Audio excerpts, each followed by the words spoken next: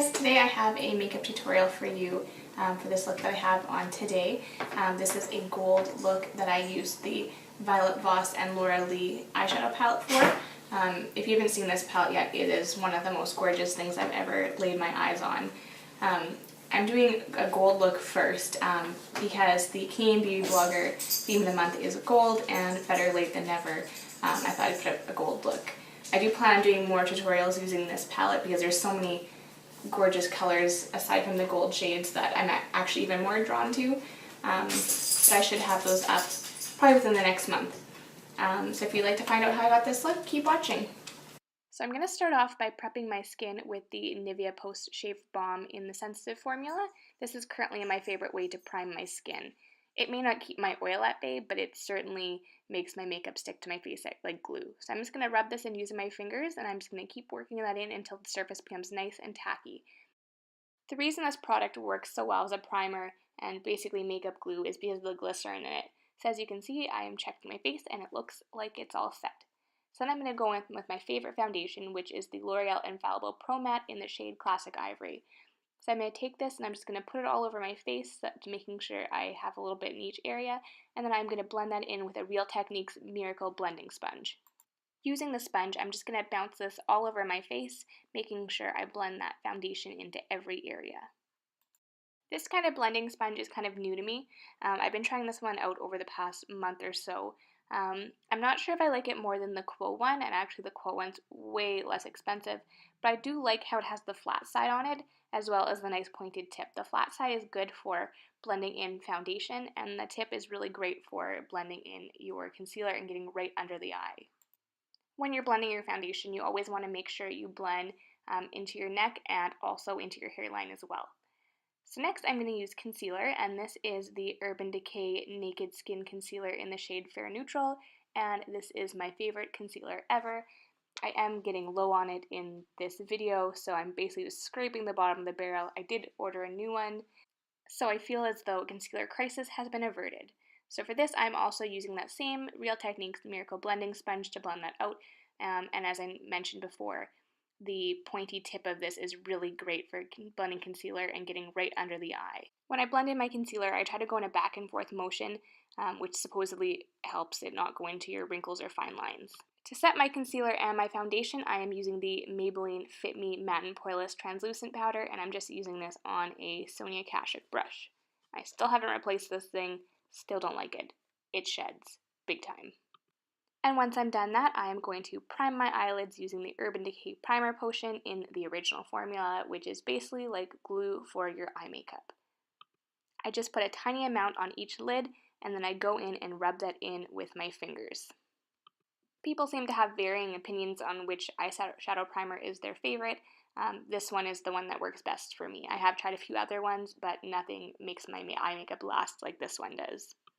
While I wait for this to dry down a little bit, I am going to apply my lip balm, and I am using the Maybelline Baby Lips Dr. Rescue in the shade Too Cool. Now this is where the video takes an exciting turn. Are you ready for it? Are you? This is the Violet Voss and Laura Lee eyeshadow palette, which is basically the most beautiful thing I have ever seen. Like, look at that. To start off, I'm using a Sigma E40 taper blending brush, and I'm just applying the shade Basic all over my lid to set the primer. For my transition shade, I'm going to apply the shade Priss Pot, and I'm going to put Mama Bird directly over top of it. Then using a Morphe M433 brush, I'm applying the shade Britches just to the outer corner of my crease. Then using a Morphe E17 brush, I'm applying the shade Whiskers to my outer V. Then we're going to start applying some gold. So I used a MAC 242 brush, and I'm applying the shade Hissy Fit just to the inner corner of my eye. Then using that exact same brush, I am going to apply the shade Fleeky, which is a beautiful gold shade, to the center of my eye. This is a pretty pigmented shade, but you can never have too much, so I'm just adding a little bit more, because why not? Now to tackle the under eye, I am using a Sigma pencil brush, which is the E30, and I'm applying the shade Bubs just to the outer half of my eye. I've been really into not lining my eyes lately, and this has been my current go-to technique for my under eye. I've already filled in my brows using the L'Oreal Brow Artist Shaper in the shade Blonde, so now I'm just going to set them using the L'Oreal Brow Stylist Plumper in the shade Light to Medium. This is just going to keep everything in place and give it a little extra color as well. I feel like when I do this extra step, my brows go from looking kind of to looking really put together. So this is definitely an essential step in my routine. Then we're going to go back to the Violet Voss palette, and we are going to use the shade Sugar on a Morphe E14 brush to highlight the brow bone. For mascara, I'm going to be using the Essence Get Big Lashes mascara, which I recently hauled in my last drugstore haul. I've been enjoying this so far, but I've only used it a couple times, so I'm going to hold off on reviewing it right now, but I will be posting a review. So I've put one coat on my top lashes, I'm putting one on the bottom, and then I'm going to go back up and add one more coat to my top lashes. One thing that I like about this mascara so far is it does give me big voluminous lashes, but yet I don't feel like I'm wearing any mascara at all. So my lashes feel weightless. Then I'm going to contour using my super beat up looking Anastasia Beverly Hills contour kit, and I'm using the shade Fawn on a Morphe G3 brush, which is my favorite brush for doing a nice light contour just in the hollows of my cheeks. I've been kind of aiming for more of the cheekbone area, as I find that's been making a huge difference. Now, it would not be a gold look without using the Becca and Jaclyn Hill Champagne Collection face palette and using the shade Prosecco Pop. And I am using a Morphe M501 brush to apply this. Now, I never can seem to get my highlight on film, but I am going to post a picture on my blog of this look, so please check there for a nice close-up shot of this makeup look. I tried really hard to get the highlight in the photo.